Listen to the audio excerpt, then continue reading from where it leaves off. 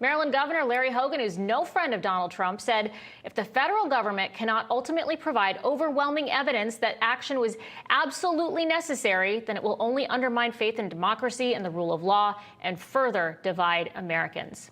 Even never-Trumpers are raising their eyebrows at this move, but then there are those on the right who have stayed silent. And that silence has spoken volumes. For example, there's Senator Lisa Murkowski, who has stayed away from talking about this issue, which has been noted by her primary challenger, Kelly Tshibaka, who told the Federalist every American should condemn this gross abuse of power because it means that there's really are no limits on what federal agencies will do to citizens. The fact that Lisa Murkowski can't bring herself to call this what it means, she can call this what it is, means she condones it.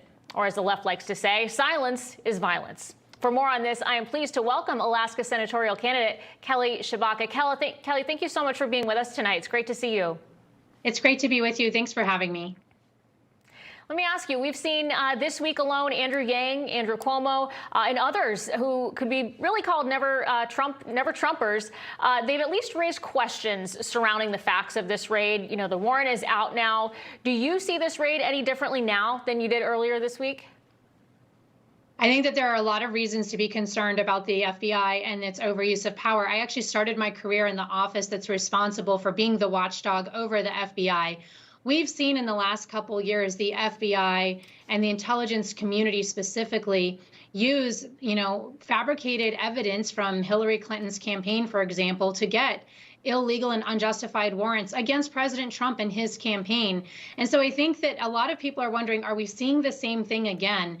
And what is going on with this extreme use of authority and power to go into somebody's home to look for documents? I think that this requires oversight by Congress. They have oversight of the FBI officials that are the head of the agency. And I also would like to see the Inspector General start asking some really hard questions. I used to train people, if you abuse your authority, you lose your authority, and you'll also lose your funding. And that's what the Constitution and our rights are all about.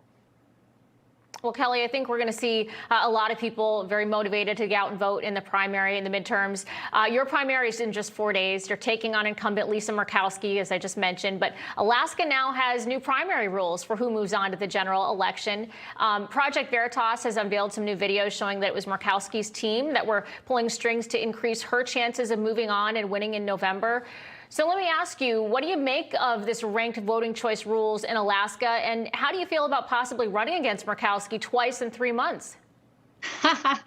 Well, if Lisa Murkowski hadn't manipulated and deceived the Alaska voters into changing our election system using dark money to do it, she would be retiring next week. She knows that she can't make it through a party primary. So now she just gets to retire in November. If she wants to draw the fight out, she can draw it out. But I've toured around the state more miles than it takes to circumnavigate the globe, talked with thousands of Alaskans. It doesn't matter what political party people align with.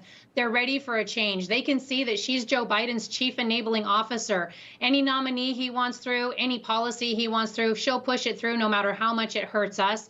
We can see that, and we're ready for a change. We're going to change out Lisa Murkowski because it's in the best interest of Alaska. Well, Tuesday is going to be a huge night, as former President Trump might call it. We've also got the primary in Wyoming as well. All eyes on Liz Cheney. The polls show that she is in serious trouble if she loses 8 of the 10 Republicans who voted to impeach Donald Trump after he left office will have either not run for re-election or they'll have lost their primary. And then you combine that with Trump's endorsement record. What does that say in your mind about the state of the Republican Party heading into the midterms this November and beyond? I think it says that it's time for Americans with courage and common sense to rise together and lead us forward. And that's what we're seeing across the country.